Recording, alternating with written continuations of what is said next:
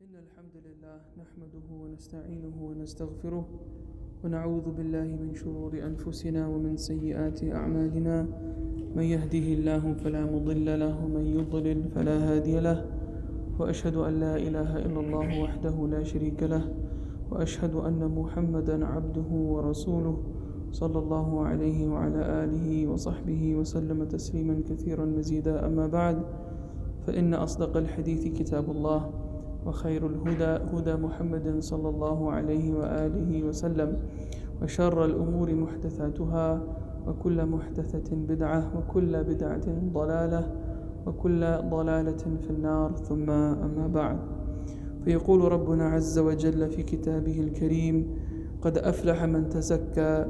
وقال تعالى: قد أفلح من زكاها وقد خاب من دساها وقد خاب من دساها. وقال جل وعلا: وأما من خاف مقام ربه ونهى النفس عن الهوى فإن الجنة هي المأوى، إلى آخر الآيات. Alhamdulillah. First of all, I want to say Ramadan Mubarak alaykum jami'an. أسأل الله أن يوفقنا لكل عمل وقول يقربنا إلى الله عز وجل ويتقبل منا ما نقدمه من الصالحات في هذا الشهر وفي الأشهر الأخر. آمين يا رب العالمين. We ask Allah Azza wa Jal to bless us and give us the tawfiq and the ability to do anything from speech and actions that will draw us closer to Him Azza wa Jal, and that we ask Allah Azza wa Jal to accept from us whatever good deeds we do in this month and in the other months as well. Ameen ya Rabbil Alameen. The mouths are dry and the bodies are weak a little bit today, huh?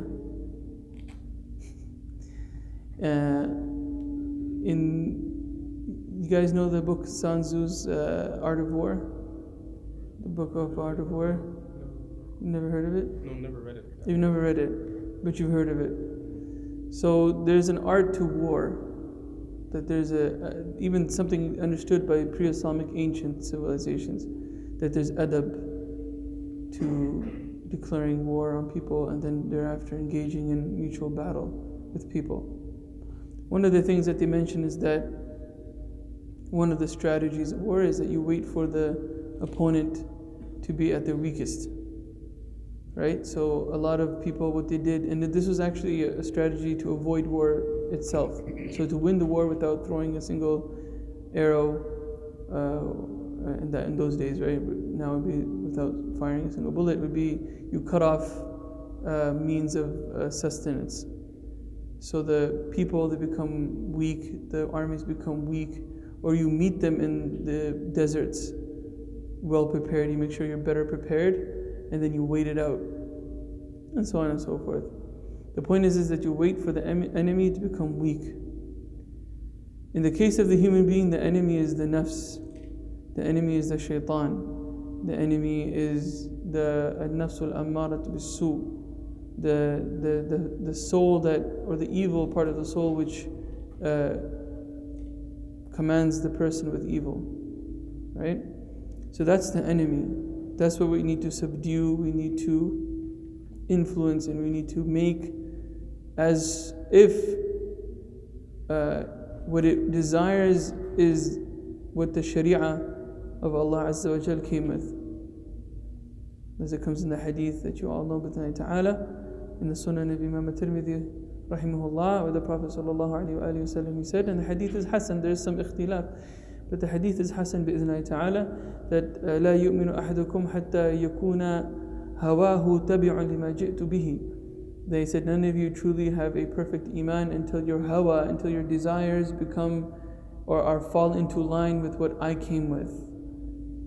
So the idea here is that the Prophet sallallahu alaihi is saying that the nafs itself can be redesigned, refashioned, reprogrammed to desire that which is good for it, to desire that which in its apparent is discomfort, but in its akhirah is falah and najat.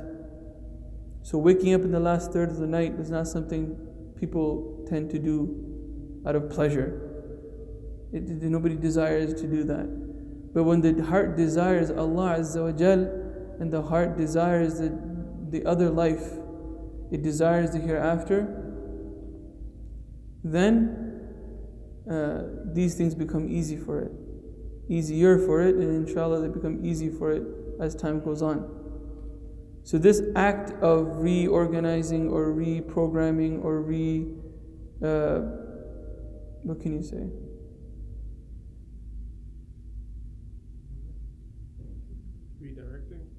Ahsant. Redirecting the nafs. Right? So the river doesn't take a sharp left turn most times. Right? The river, if you see it when it's, moving along its path, at least as far as I know, there's no straight edges there where they take a left turn and then a right turn. It's a gradual move to the left and gradual move to the right as wherever path is easier for the water to take.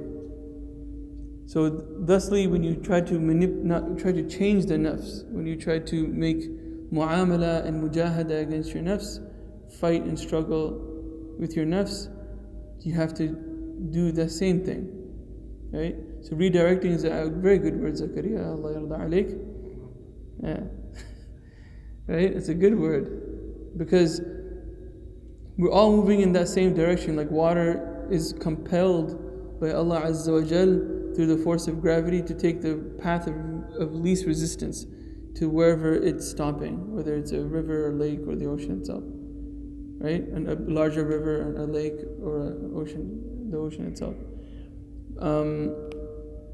Likewise, every human being, whether you like it or not, you're moving towards the death of your soul, or of your body at least. The death of your body. La mahal. It is impossible to have any other end. You and the richest man in the world all are moving in the same direction. Tayyib, you even moving in that direction in a healthy manner or unhealthy manner. Right?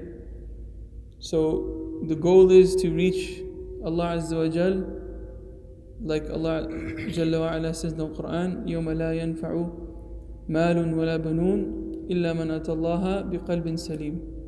That day where no children and wealth will benefit you except the one who came with a pure heart. And like the ulama, the Salaf, they said, سَلِيمٌ مِنَ الشِّرْكِ وَالْبِدْعَةِ. The heart that is clean and clear of shirk, associating partners with Allah Azza wa Jal in His worship and all the forms of worship, and free of innovation in the religion. That the path that Allah Azza wa Jal chose for you by sending His Prophet sallallahu alaihi wasallam to you, and we happen to be from the ummah of the final Prophet, then you did not add or take away or substitute something in that path. All of it is bid'ah. Increase or decrease or substitution. All of it is bid'ah. So that you meet Allah Azza wa Jal free of shirk and free of innovation. This is the qalb, this is the heart that is salim. And Allah Azza wa Jal, He indicates or He alludes to this in many places in the Quran, where Allah Azza wa Jal, for example, He says in Surah Al-A'la, قَدْ أَفْلَحَ مَنْ تَزَكَّى وَذَكَرَ اسْمَ رَبِّهِ فَصَلَّى. Surah Al-A'la, right? قَدْ أَفْلَحَ مَنْ تَزَكَّى. Indeed, he has become successful, the one who purifies himself. And this is it's the fi'l mudar, it's a fi'l madi, man tazakka, right? قَدْ أَفْلَحَ مَنْ تَزَكَّى. The one who purified himself. And then Allah Azza wa Jalla says in Surah Al-Shams as well, قَدْ أَفْلَحَ مَنْ زَكَّاهَا وَقَدْ خَابَ مَنْ دَسَّاهَا. Indeed, he has become successful, the one who has purified it, meaning his soul. وَقَدْ خَابَ مَنْ دَسَّاهَا. And he's become humiliated, the one who dassaha means, dassa yadussu means to cover something with dust. Maybe even those two words are related, Allah. Dassa yadussu is to cover something with dust or dirt. So the one who covered his soul or his heart with dust and dirt, the dust and dirt of shirk and bid'ah and ma'asi, then he's قَدْ خَابَ مَنْ دَسَّاهَا, then he's become humiliated, and he's the opposite of aflah. He's the opposite of the one who is successful. And then Allah Azza wa Jalla, He says, وَأَمَّا مَنْ خَافَ مَقَامَ رَبِّهِ وَنَهَى النَّفْسَ عَنِ الْهَوَىٰ فَإِنَّ what? جَنَّتِهِ الْمَأْوَىٰ. Right? That whoever وَأَمَّا مَنْ خَافَ مَقَامَ رَبِّهِ, whoever fears the maqam, the stature and the grandeur of his Lord, وَنَهَى النَّفْسَ عَنِ الْهَوَىٰ, and he forbids his self, right? He forbids, or she forbids him or herself, right, from al-hawa, right? So you're forbidding yourself from its own desires.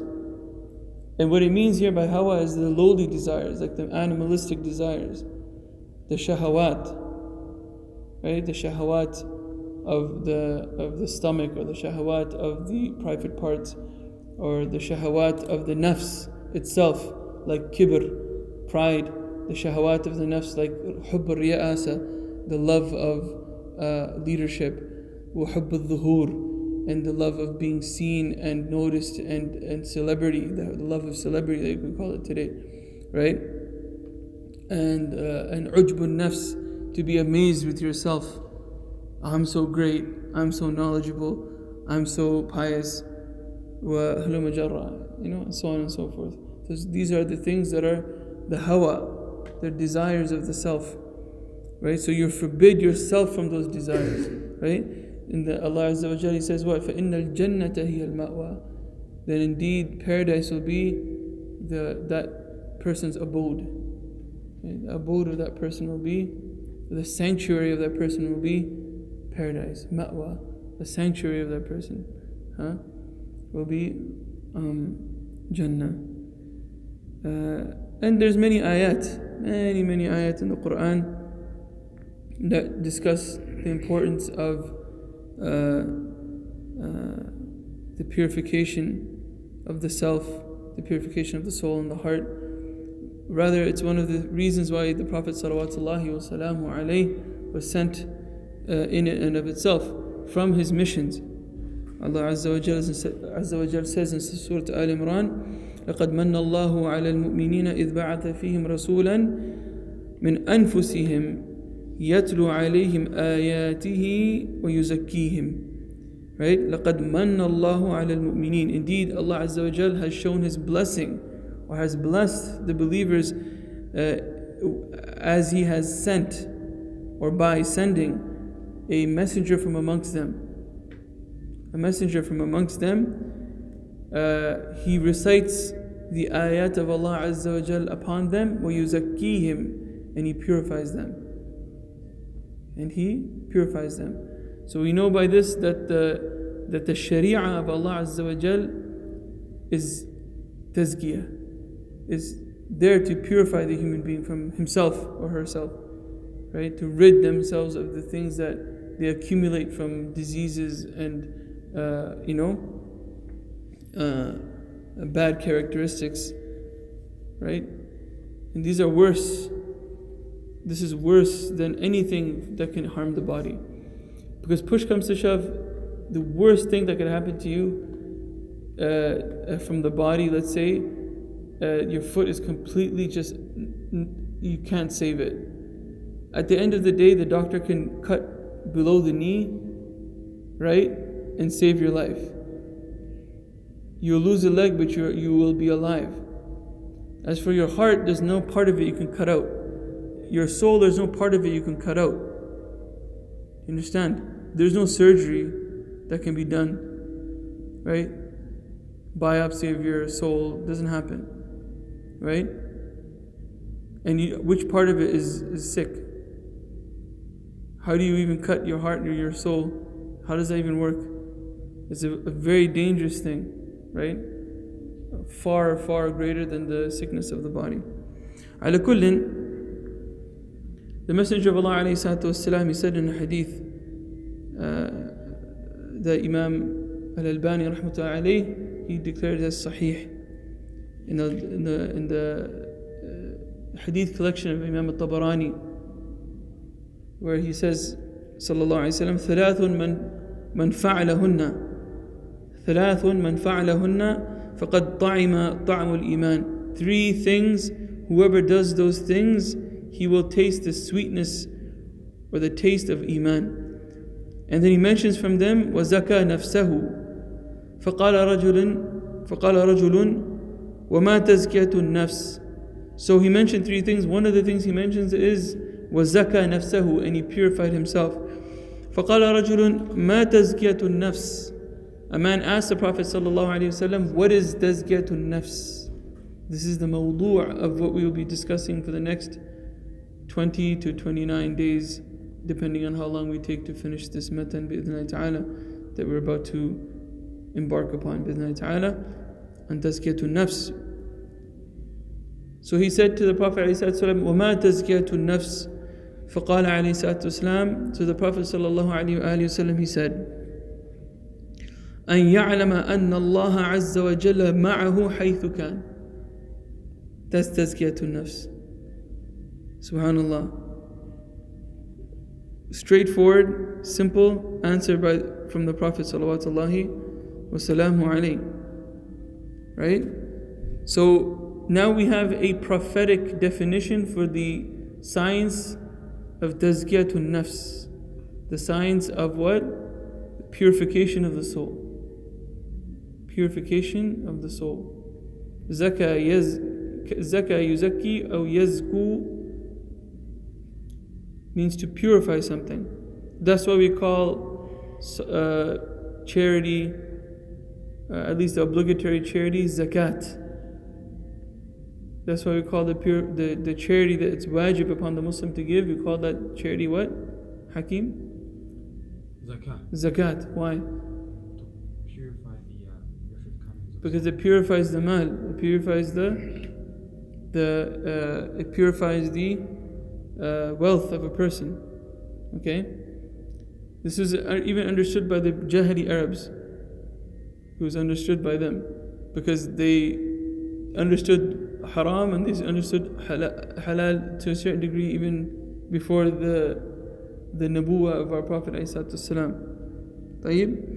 And then another hadith, the Prophet ﷺ, he mentions in a dua that he used to make ﷺ, as it comes in the Sahih of Imam Muslim rahimahullah, that the Prophet ﷺ used to say, Allahumma ati nafsi taqwaha wa zakkiha anta khayra man zakkaha anta waliyuha wa mawlaha. O Allah, give or provide my soul its portion of taqwa, wa zakkiha, and purify it. Anta khayra man zakkaha. Indeed, you are the best of those who purify the soul. Anta waliyuha wa mawlaha, and you are its protector and its master. In Arabic or in English? Allahumma ati nafsi taqwaha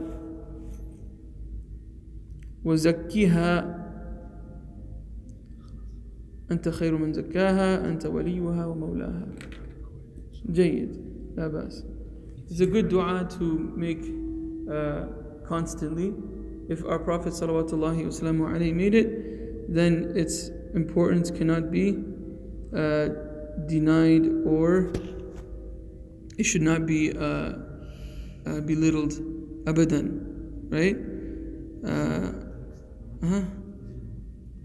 I think it should be in the matan بإذن تعالى. على كل, these are some examples of the concept of Tazkiyyatin-Nafs in the Quran and in the Sunnah of the Messenger of Allah salawatullahi wassalamu alayhi. Many of the ulama mentioned that that Tazkiyyatin-Nafs is from the thamarat. It's from the fruits of the Sharia. It's from the fruits of the Quran and the Sunnah. We emulate the Prophet ﷺ by following the Sunnah. We follow the injunctions and prohibitions in the Quran. At the end, for what? To come closer to Allah Azza wa Jal. But how is our state? You can't come to Allah Azza wa Jal. You can't draw near to Allah Azza wa Jal in a state of najasa. أليس كذلك? For example, if I want to pray in the dunya, you have to make tahara. I can't stand in front of Allah Azza wa Jal in salah without wudu. Or I had relations with my wife and then I come to the masjid and I didn't take a shower, right? Or my clothes, I took a shower, I made wudu, I came to the masjid, and then my clothes are filled with filth. Is that acceptable? Or then I clean my body, I clean my clothes, and I come to where I need to pray, and where I need to pray is completely filthy. Is that acceptable? No. So, tahara is min shuruti sihat al-ibadah. Okay, so, or I should say, min shuruti sihat al-salah. Right? So, purification and being clean is a condition for salah. And salah is what we do to come closer to Allah Azza wa Jalla, right? To gain taqwa, to purify ourselves. Likewise, life itself is a journey to Allah Azza wa Jalla. And you can't draw nearer to Allah Azza wa Jalla with a soul that's covered in najasa and dirtiness and in dust and in dirt and so on and so forth. You have to purify yourself, right? And the ulama salafan wa khalafan ishtaghalu bihada. They were busied with this, right? They were busied with this. And any book of hadith you find, whether it's the Sahih of Imam Bukhari and then what came after it, you'll find abwab, you'll find chapters in it. Chapters like Kitab al-Zuhd, for example, the book concerning asceticism. Asceticism, you understand the word? Okay, asceticism, yeah? Zuhd is like asceticism. Zuhd is to turn away from the world. Ascetic is somebody who's turned away from the world, right? That's a rudimentary Taban translation, right? And definition of asceticism, right? Ascetics are people who have divorced the world. It doesn't mean that they don't have it, but its worth is nothing to them. Like Ibn al-Qayyim rahimahullah ta'ala used to say that the zahid or the ascetic, he has the dunya in his hands and not in his heart, right? Zuhud has nothing to do, or asceticism has nothing to do with what you possess, so long as it doesn't possess you. Right? There's many examples of this in the Salaf. Many ulama, many of the Sahaba, many of our A'imma of the Deen were wealthy. Some of them extremely wealthy. Like from the likes of Abdullah bin Mubarak, rahmatullahi alayhi, rahmatan wasi'ah, from the great Imams of Hadith, was very, very, very wealthy. He paid 1,000 dinar for a single pen once. What? For one pen. For a pen, he paid 1,000 dinar. You know why? Because he was sitting writing hadith and the people were gathered around him. And back then you had to make pens. There wasn't, these, Bic and these companies out here. You had to make a pen out of wood and then dip it in ink. You had to make the ink. So it was a task. So while he was writing, the tip of his pen, it snapped. So he was so engrossed in the writing of hadith that he didn't want to stop. And so he said, 1,000 dinar li qalam. He said 1,000 dinars for a qalam. And people threw pens at him from inside the majlis. And he picked one up and continued writing. That's how useless or meaningless 1,000 dinar was to him in the face of writing hadith. The sweetness of writing hadith was so sweet that 1,000 dinar was nothing to him. Right? And we have examples of this like Imam Abu Hanifa, Nu'man ibn Thabit, rahimahullah ta'ala, rahmatan wasi'ah, who was a very, very successful businessman. Abu Hanifa, rahimahullah. Right? He was a great and very successful businessman. He had his own factory at one point into his early, mid, or late 20s. He used to sell and make a cloth called khazaz. that he was known by that laqab. His name was Nu'man ibn Thabit al-Khazzaz, meaning the one who creates or he manufactures al-Khaz. And Khaz is a mixture of cotton and silk. It's a cloth that's a mixture of cotton and silk. So at one point he had an entire factory, and that's not something small, especially in the 3rd or 2nd century Arabia. This is in Iraq and Kufa, right? This is way before the Industrial Revolution, right? So you can imagine, Common Era, this was 700, 710, 720, right? So it's quite a long time ago, about 1300 years ago. So that was not a small feat to do, and it freed him to make talab al-ilm, and he was known for his karam. He was known for his karam, especially upon the tulab al-ilm. He was known for his generosity, especially upon the tulab al-ilm, because he knew how hard it was. He knew how hard it was, right? Ala kullin, the point is that the zahidun of our ummah, the zuhad of our ummah, weren't people that were, like they call them these days, fuqara, tattered clothes, smell really bad, long hair, they look like they haven't shaved, or sorry, not shaved, what's the word I'm looking for? Showered. They haven't showered in like maybe a year or two. These, it's like you see them and you're like, تستقبح هيئته, it's disgusting. But in some places in the Muslim world, unfortunately, the fuqara, the most impoverished people, or at least they call impoverished people, are looked at as their awliya, right? And the real faqir, like Allah describes in the Quran, and they were known to the Prophet ﷺ in the time of when he was alive and after he was alive, they never displayed their faqr, never. This wasn't a sifa of the ascetics of our ummah. The zuhada of our ummah were never known for this. They carried themselves with dignity, always. That's the Muslim. The asl of the Muslim is that he's mukarram. وَلَقَدْ كَرَّمْنَا بَنِي آدَمَ. Right? So this is a concept unknown and foreign to the Muslim ummah. Only something that became muntashir and widespread with the widespread or the onslaught of the mutasawwifa and the ghulat al-Sufiyya and the extremist Sufi groups, who even the mainstream Sufi schools would reject, right? And they went into ghulu with this, right? But the point is that Tazkiyyatin-Nafs is about removing the world from your heart and not removing yourself from the world. معي يا شيخ؟ يعني the Prophet ﷺ didn't remove himself from the dunya. He met with people, he smiled at people, he talked with people. A little girl was able to walk up to him and take him by the hand and pull him away from his sahaba, grown men. He'd be like, you have to come with me. You have to do it. I have something, I have a need, and you have to do this. He's like, okay. Right?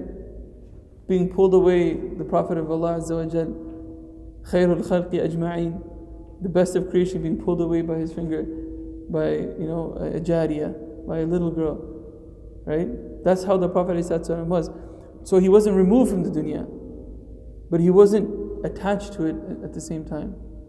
Like the ulama, if you read the books of seerah, he was described by two major qualities. The first thing is dawamul bishr, constantly smiling at people. Anytime anybody looked at him and they saw him and he made eye contact with anybody, he constantly smiled. Right? But then another thing, he was described as mawasilul ahzan. When you saw him from afar, he constantly looked sad. So these are two opposite things. How do you make jam'? How do you join between those two things? He was constantly smiling in the face of people, but he constantly looked sad. How? With the people But when by himself, he was in like a state of taqwa, constantly. Ahsan. So when he was with people, when he had to interact with somebody, he smiled. Bishr, because inna arsalnaka bashiran wa nadhira. Indeed, we sent you as a bringer of good news, bashiran wa nadhira. So he's bashir before he's nadhir. He's a bringer of good news before he's a bringer of bad news or warning, right? He's a bringer of glad tidings before he's a warner of what's bad to come if you don't listen, right? So when he met the people, he was smiling all the time. But when they saw him by himself, and Ibn Qayyim rahimahullah, I think it was Ibn Qayyim rahimahullah who mentioned that من شدة استغراقه في الله كان مواصل الأحزان, that from the severity of, and depth of his engrossment, he was completely engrossed in the dhikr and in the remembrance of Allah Azza wa Jal, that when you saw him from afar, he looked like because his head was down, right? He wasn't smiling, right? Because he was constantly in connection with Allah Azza wa Jal. And that's a serious thing. يعني هذا يحتاج إلى جد. This needs seriousness. It's not something to, you sit there and you're smiling, giggling to yourself. People maybe think you're crazy, right? So this was the Prophet ﷺ. So it wasn't about removing themselves from the dunya, it's about removing the dunya from within themselves. Okay? What is the second quality? So the first quality is that he was constantly smiling, and the second quality is that he looked constantly sad. Right? So when he met people, he was constantly smiling, but when he was alone, he looked constantly sad. Mawasilul ahzan. So meaning constantly engrossed in the dhikr of Allah. Yeah, so the tafsir of that was that when he met people, because he was bashir, he was a bringer of good news. That was the asl. Inna arsalnaka wa ma arsalnaka illa rahmatan lil alameen. He was a rahmah. That was the asl of our Prophet sallallahu alaihi wasallam. He was sent as a mercy to mankind. Right? So you smiling at somebody, Allah wallahi, it makes such a difference. And the Muslims, we need to learn how to revive that sunnah. We don't smile anymore. We see each other on the bus. I smiled at maybe at 10 people in the past week who at least I knew were Muslims. Zahiran, you could see that they're Muslims, and gave them salams, and not one of them returned the salams to me nor smiled back at me. If you want people to come, if we as Muslims want people to enter the fold of Islam, then we have to behave as if we want people to enter the fold of Islam. Right? When a person sees you, they should be drawn to you. They should be drawn to you. They should feel comfortable when they see you to ask you, where the most arbitrary question or even offensive question. Do you have to wear that? Why are your pants so high? Right? Why do you have that beard? We shouldn't be offended. We should be happy. Somebody showing any level of interest, whether they're sincere or not, is between them and Allah Azza wa Jal. It's not none of your business. Right? We have to smile at people. Right? That's one of the things that one of the Salaf, I forget who it was, when he was asked about Tazkiyyatin-Nafs. Right? Give us a definition. What does that mean? And one of the things he said that you're soft-spoken, that you're kind, and that you smile. Right? That's it. You're kind, soft-spoken, and you smile. Right? That's not so hard to do. Right? And wallahi, your outward actions will have an inward effect when you smile. When you smile, even if you're just sitting and you remember Allah Azza wa Jal, or you're sitting and you see somebody looking at you, don't stare at them. And we're all guilty of it, right? Stare back, give them the death stare until they're like, what are you looking at? Right? What's this ghadab for, ya akhi? I was told a story about,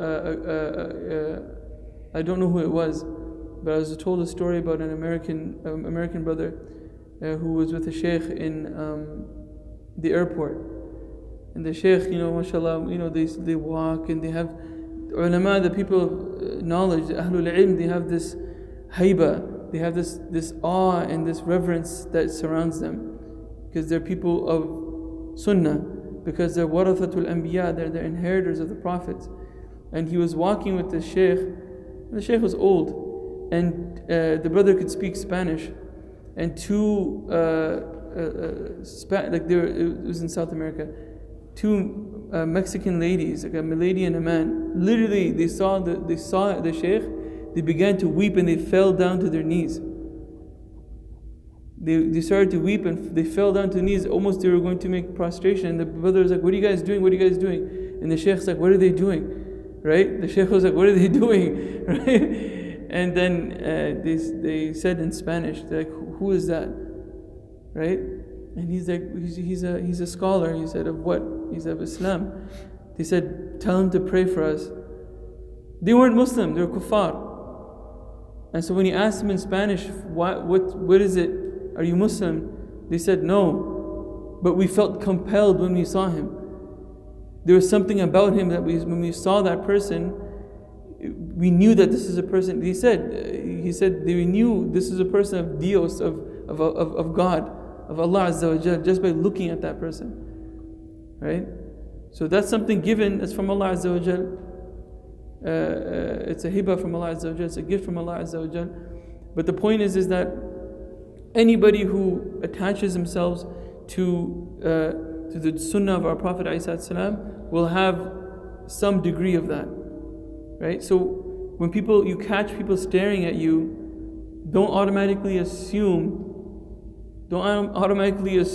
that they're looking at you because they're racist or they're prejudiced or they're bigots. Maybe they just never, I know it's not likely in Toronto, but maybe they've never seen a Muslim before. Right? Or maybe they're looking at you because they're like, hey, he looks so calm and at peace.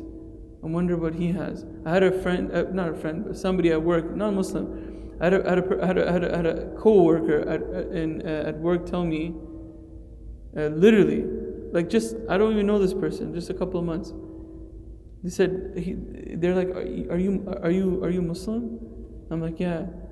They're like, what's that about? So I told them a little bit, right? And they're like, man, that's great. It's like when I see you, it's like I feel like I want whatever you have, I want it. I'm like, I don't have anything, right? I don't have anything. They're like, no, that's not what I mean. I know, it's like, they're like told me like how they drink and how they smoke and how they get high and they smoke weed and they drink alcohol and they're like, I'm so bored with it, and it's like I just want to feel, I asked them, this is related to Tazkiyyatin-Nafs here. I asked them, I'm like, why? They're like, I just want to feel at peace. I don't want to feel worried all the time. I'm like, what do you worry about? They're like, I don't know. I'm like, what do you want in life? What do you want from your life? They're like, I would love a puppy. I would love a puppy that never grows old. Because no, you're laughing, but listen, it is funny. But literally the answer was, I want a puppy that never grows old. I said, okay, but that's impossible, right? They're like, yeah, but that's what you want. It's like, if you could make a wish, I said, don't be shy with me. I said, tell me what you want. They're like, well, I love dogs. I would love a puppy, a husky. If you brothers who know dogs, I love a husky puppy that never grows old. I'm like, okay. What else? I love a nice house, white picket fence. I'm like, okay. So, that there's no such thing as a puppy that never grows old. They're like, yeah. I'm like, and a white picket fence house, you can get that one day, but that fence will never stay white. It'll never stay white. You're going to constantly have to do what? Paint it, fix it. The wind will blow it down, buy a new one. The house will get old. You have to buy a new door, fix the windows, pay hydro bills. You have to do nothing is pure in this dunya. You can get the puppy, then that puppy will grow old. You're going to outlive it, no doubt. For natural human life is longer than a puppy's. Then that dog will grow old, then you'll lose it. Then you have to get another puppy. And so on and so forth until you die. Right? She's like, true. I'm like, okay, so how long do you want this puppy that never grows old? And how long do you want this house for that never has any blemish on it? They're like, forever. I'm like, what's forever? Forever is a meaningless word. You only want it as long as you're alive. right? And then you're dead and then it's meaningless, right? They're like, okay, true. I'm like, what if I told you that you can have that puppy? You can have that puppy that never grows old, and you can have that white picket fence house that will never, ever blemish, ever. And you can live in it at any moment. You could see that puppy anytime you want, right? You could carry it with you wherever you go. They'd be like, that's beautiful. I would love that. How do I get that? And I'm like, that's what I have. I can retreat myself into my home that never accepts any blemish. I can go there anytime I want. Heck, I go there at work all the time. I enter that home and lock that door every time I go to work. And I play with that puppy.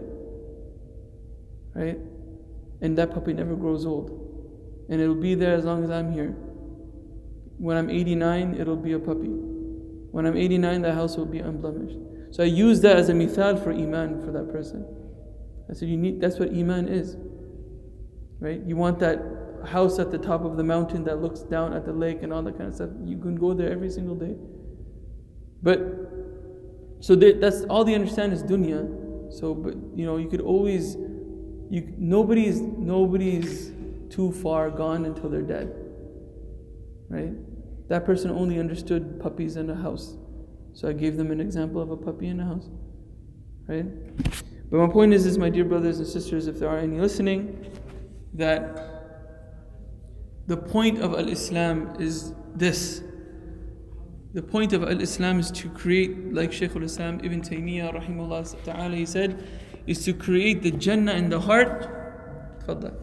Is to create the Jannah in the heart, so that when the body dies, that person can enter the Jannah of the hereafter.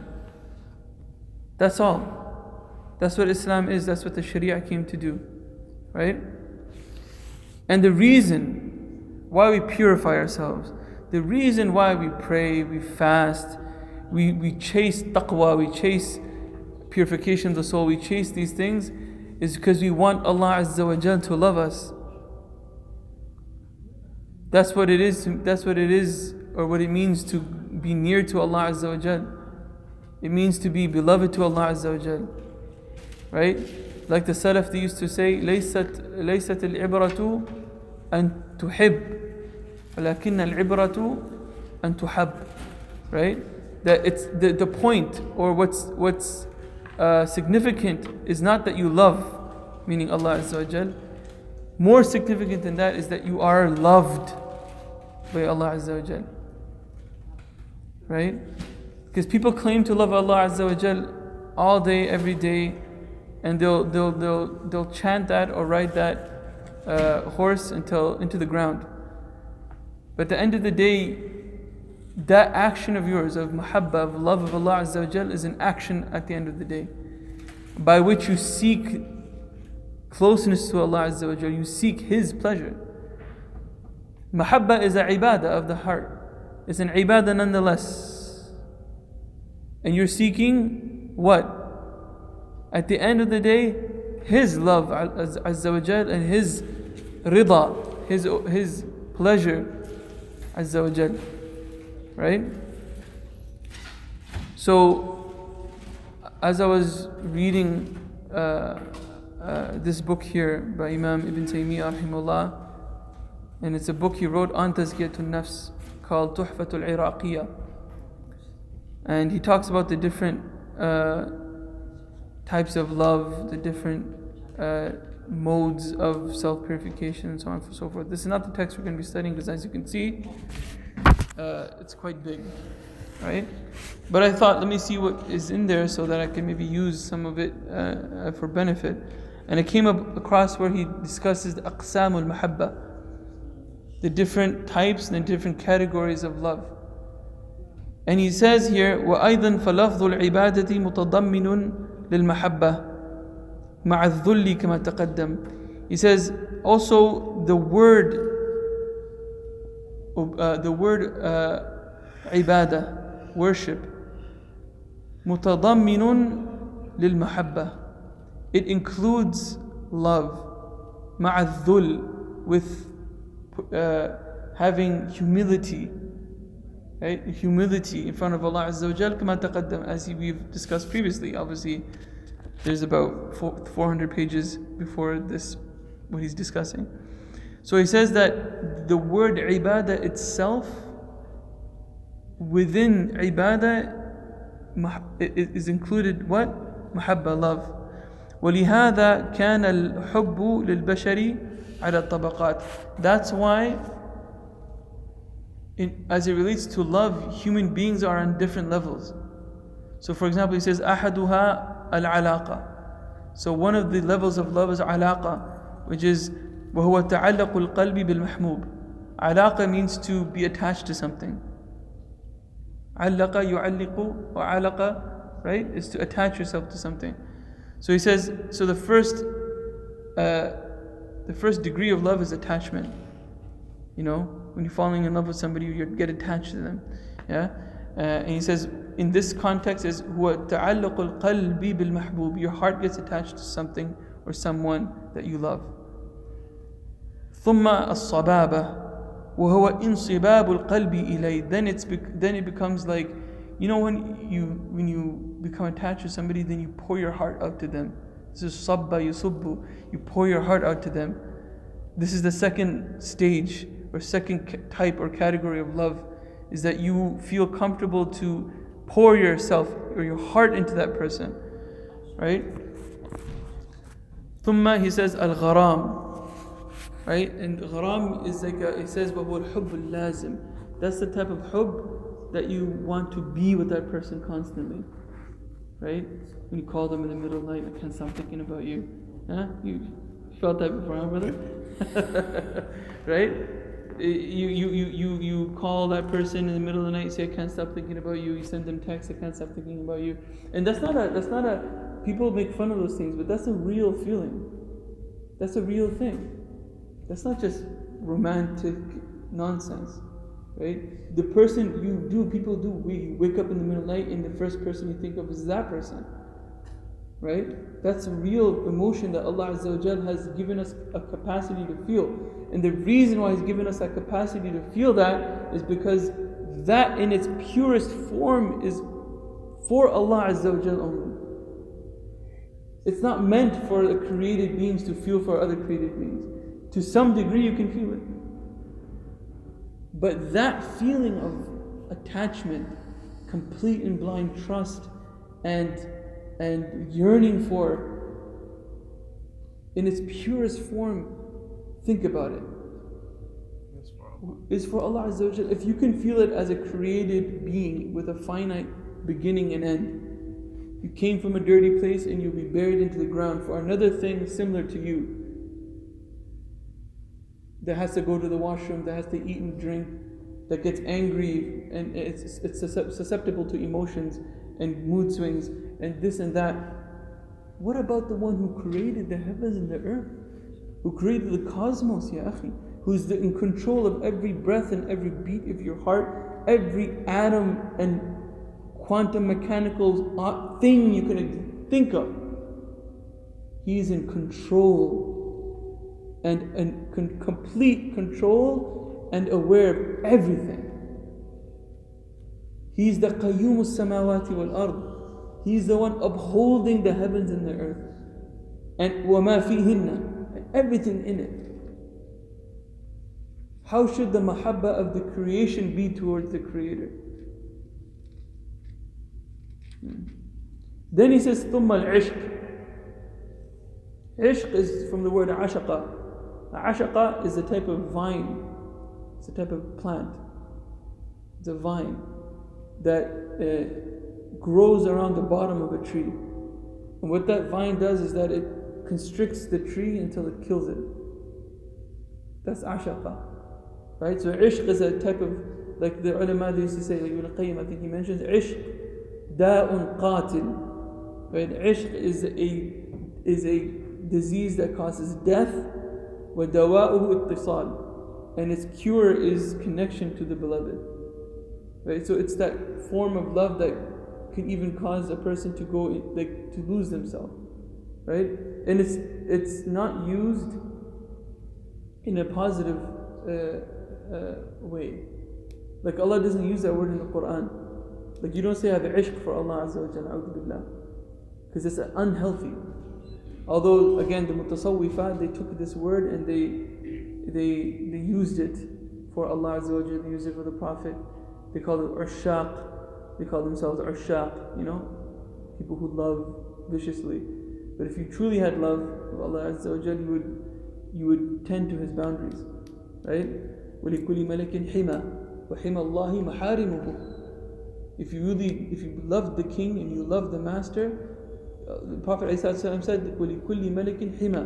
Every king has boundaries, and the boundaries of Allah Azza wa Jalla are the prohibitions of Allah Azza wa Jalla. وَحِمَى اللَّهِ مَحَارِمُهُ, as it comes in the hadith of who?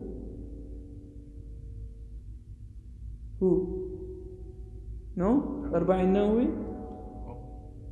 Homework. Nu'man bin Bashir, I'll just tell you that, right? It's Arba'in Nawawi, guys. Right? So that's then the next step of love. So it's ishq. So it's not a healthy type. This is the person who's not getting what he needs. The love is it's not reciprocal. So he becomes a ashiq, But with Allah Azza wa Jalla, wa alhamd, the love is always there. The fact that you exist, Allah is al-wadud. He's not al-muhib. Allah Azza wa Jalla, He describes Himself by that fi'l that He has mahabba. But the name that He gave Himself is al-wadud. وَهُوَ الْغَفُورُ الْوَدُودُ ذُو الْعَرْشِ الْمَجِيدُ. Right? He is the one who often forgives, and He is the one who loves unconditionally. Al-wadud ذُو الْعَرْشِ الْمَجِيدُ, the possessor of the mighty throne. So look at where He mentions mawadda. Mawadda is a type of love that has no condition. It's unconditional love, we call it in English. Right? So Allah is al-wadud. If He didn't love His creation, none of us would be here. But then He لا يرضى لعباده الكفر. He's not pleased for His slaves that they are kuffar. But He allows it. Why? Because that's the qadar al-kawniyah. He leaves it. لمن شاء فليؤمن ومن شاء فليكفر. Right? Allah is not going to force people into iman. Whoever wants to, then let him believe, and whoever wants to, then let him disbelieve. Right? That doesn't mean belief is not wajib. But Allah Azza wa Jalla is explaining a reality that He's not going to force iman. Whoever wants iman, it's there for him to take. Right? Ala kullin. And then He says, وَآخِرُ الْمَرَاتِبِ وَالتَّتَيُّمِ. The last level or place of love is called tatayyum. Okay? Tatayyum here means وَهُوَ التَّعَبُّدْ لِلْمَحْبُوبِ. Right? هُوَ التَّعَبُّدْ لِلْمَحْبُوبِ. It's to become a slave and to worship the beloved. والمتيم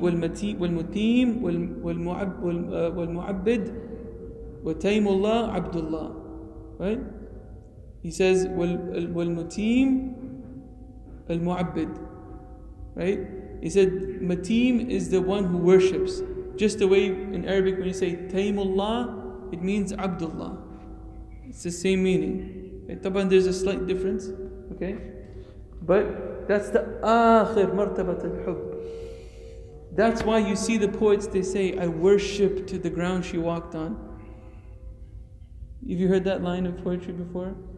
You've heard it, brother, yeah? Yeah, you're dangerous, brother, right here. Yeah? Right? But these are true emotions, my brothers, just in the wrong place. And this is a hujjah against us on the Day of Judgment, that Allah Azza wa Jalla allows, and He's given us the capacity to feel those feelings, and that we give it to other than the one it's deserving, who's deserving of it. Right? Because you worship the ground she walks on, then she dies, and then what do you worship? The grave. Right? But the vehicle which drives your worship is dead. Right? You can't see her or him anymore, or it anymore. Right? It doesn't invigorate you anymore. Right? Back in the day, they didn't have cameras. They couldn't take videos of these things. But people feel what? I feel lost. I feel dead inside. I feel empty when their beloved dies. Right? So the purpose of the Sharia is to attach the human being to Al-Hayy alladhi la yamut, to the ever-living who never dies. وَتَوَكَّلَ عَلَى الْحَيِّ الَّذِي لَا يَمُوتُ. Allah says in the Quran, and put your trust in the ever-living Al-Hayy alladhi la yamut, the one who never dies. Right? This is the maqsad of the Sharia. The Tazkiyyatin-Nafs is to purify the soul, is to remind the soul. That's why the Quran is called a dhikra. فَذَكِّرْ فَإِنَّ الذِّكْرَى تَنْفَعُ الْمُؤْمِنِينَ. Because that's your soul's natural predisposition, is to be attached to Allah Azza wa Jal. But then we dirty it, we delude it into believing other than what it knows from birth.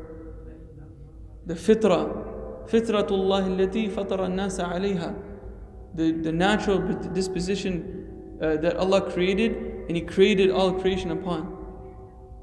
Right? This is Tazkiyyatin-Nafs, is to clean and to purify so that it can remind and be remembered, or it can remind and remember itself. Do you understand? Dhikra is a very beautiful word in Arabic. Very beautiful word in Arabic. Right? It's a noun. Right? You can say dhikra because it's a reminder. It's an active word as well. Dhikra is to remind, the reminder, reminding. It has all those meanings there. Right? What are you reminding yourself? What is the Quran reminding you about? Right?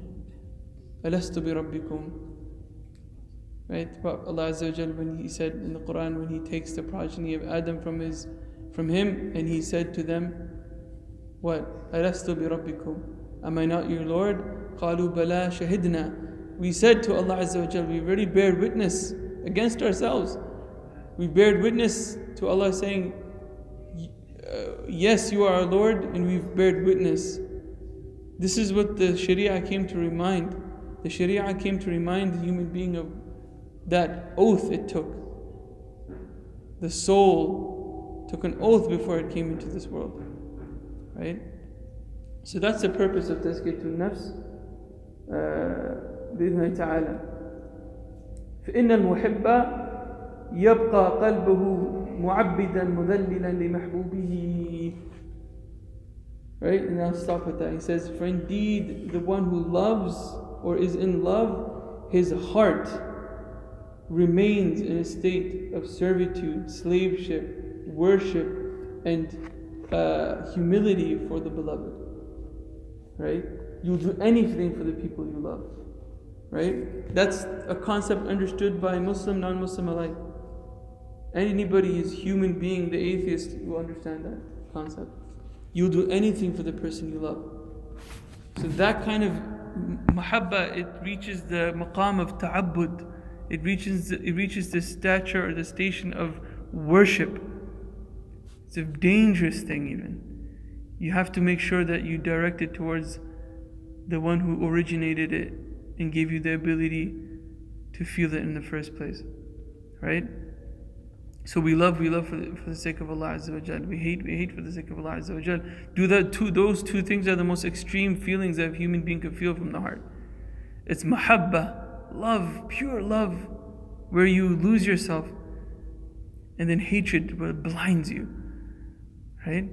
Those are the two things. And the Prophet ﷺ said in a hadith, أوثق عرى الإيمان إيش? Right? أوثق عرى الإيمان الحب في الله والبغض في الله. Right? He said the most strongest form and the strongest form and the form of iman that has the most potency is what? He said is that person loves, and he only loves for the sake of Allah, and he hates and he hates only for the sake of Allah Azza wa Jal. لا يغضب لنفسه. He never becomes angry for himself. Rasulullah sallallahu alaihi wasallam لم ينتقم لنفسه قط, as it comes in the hadith, right? That the Sahaba used to say about the Prophet that he never sought revenge for himself once in his life. Right? He only sought revenge إذا تجاوز حدود الله. He only became angry and he sought revenge when the hudud of Allah Azza wa Jal were transgressed, when the boundaries of Allah Azza wa Jal were transgressed. Right? The hub and the bughd, the love and the hate of the Prophet ﷺ was ma'allaq billah, was attached to Allah Azza wa Jal constantly, not for himself. And that's from the secrets of how the Prophet was so patient and able to take so much adha, so much harm from the people in his da'wah. Look at what he faced. Look at what he faced, alayhi salatu wassalam. Right? And then somebody calls us a terrorist or a Wahhabi or some other similar derogatory term, and then we become angry and upset and emotional. لا. يا بني أقم الصلاة وأمر بالمعروف وانهى عن المنكر واصبر على ما أصابك. This was the wasiyah of who? This was the advice of who? Luqman libnihi, of Luqman. What is Luqman in English? I think it's the same thing. Doesn't exist in the English? Doesn't exist in English, Luqman? Nobody? It's like that. I didn't. Man, like Luqman? I think so. No, I'm saying that maybe there's some biblical he was a Hakim, they say he was a wise man. They say he's from Sudan or some area. And that we don't know, Allah Alam, where he was from. Ala kullin, Luqman, he said to his son what? Oh my son, establish the prayer, enjoin the good, and forbid the evil, and be patient upon whatever befalls you. Right? Because la budda min dhalik. There's no escape from that. Allah Azza wa Jal did not allow that for himself. So who are you or me? Allah Azza wa Jal didn't allow that for his beloved, alayhi salatu wassalam. Who are you and who am I? People worship him by cursing him, Jalla wa ala. People worship Allah by lying against him every day, saying that he has a mother and a son and he's parts and particles and madriish. Right? So who are you and I? This is something easy for us, or it should be. Right? So bi'idhni ta'ala, what we're going to discuss is 10 points. It's a small book or a small lecture that was given. It was a lecture originally given by Al-Allāmah Shaykh Abdur-Razzaq ibn Shaykh Abdul-Muhsin al-Abbad, حفظه تعالى, حفظهم الله تعالى, Shaykh Abdur-Razzaq, from the great ulama and scholars of Ahl Sunnah, the son of the great Shaykh and Muhaddith ibn Faqih, Shaykh Abdul-Muhsin al-Abbad, both son and father, great ulama of Ahl Sunnah wa lillahi alhamd. So he did a lecture called Ashru Qawā'id fi Tazkiyyatin-Nafs or fi Tazkiyyatin-Nafs, 10 principles regarding this purification of the soul. And so that later became a small book, and it has been translated or is almost finished. I think the translation is finished and it's going to be published soon. I think I saw that it was going to be published in Ramadan, bi'idhni ta'ala. For the time being, we will use the Arabic text, bi'idhni ta'ala, and explain these 10 points of self-purification, bi'idhni ta'ala, starting on Mondays, Tuesdays, Wednesdays, and Thursdays after Salat al-Asr, bi'idhni ta'ala here. Okay? Maghrib? No, not to Maghrib. Not to Maghrib. We'll go from Asr to about an hour. Bidhni ta'ala, la nuthqilu alaykum. I won't, thrust too much heaviness upon you guys. And we all have families and وَيَاكُمْ Allah yarda alaykum. And upon myself, to be honest with you. We take it little by little, bidhni ta'ala. Shay'an fi shay'an. أحب أعمالي إلى الله أدومها ولو قل كما قال عليه الصلاة والسلام. Right? The most beloved actions to the Prophet, to Allah Azza wa Jal, are the most consistent actions, even if they're a little bit. So if you stand up in the night and pray 2 rak'ah and you recite Surah Al-Nas or Surah Al-Falaq or Qul Huwa Allahu Ahad, Surah Al-Ikhlas, and that's it, and you go to bed and you do that for the remainder of your 50 years, it's better that you prayed, the entire night for however months or however many years you can sustain that, and then you stop. Right? The most beloved actions to Allah are the most consistent of them. Right?